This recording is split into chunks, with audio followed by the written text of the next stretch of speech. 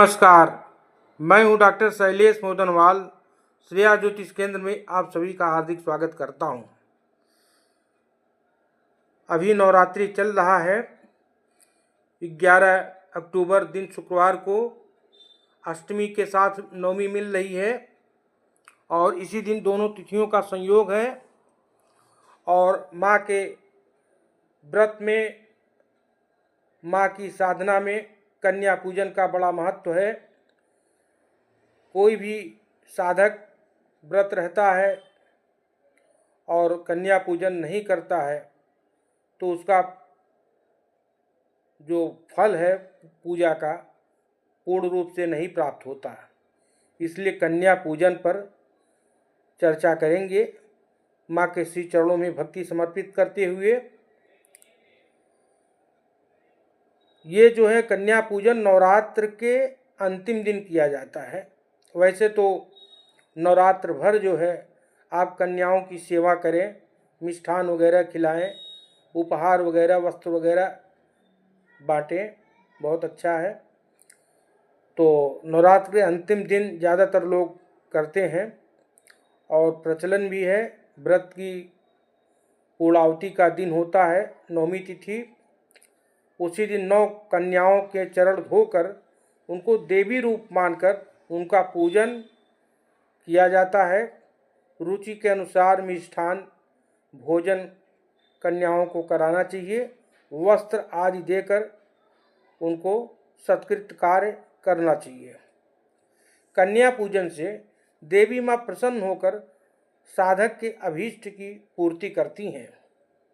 कन्या पूजन में 10 वर्ष से कम उम्र की कन्या का ही पूजन करने का विधान है। यानी 10 वर्ष से अधिक की अगर कन्या है तो उनका पूजन नहीं करना चाहिए। 2 वर्ष की कन्या में जो है माँ के कुंवारी रूप का जो है दर्शन होता है।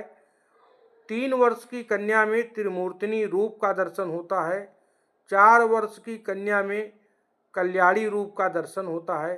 5 वर्ष की कन्या में रोहिणी रूप का दर्शन होता है। 6 वर्ष की कन्या में काली का दर्शन होता है। जबकि 7 वर्ष की अगर कन्या है तो चंद्रिका रूप मानी जाती है।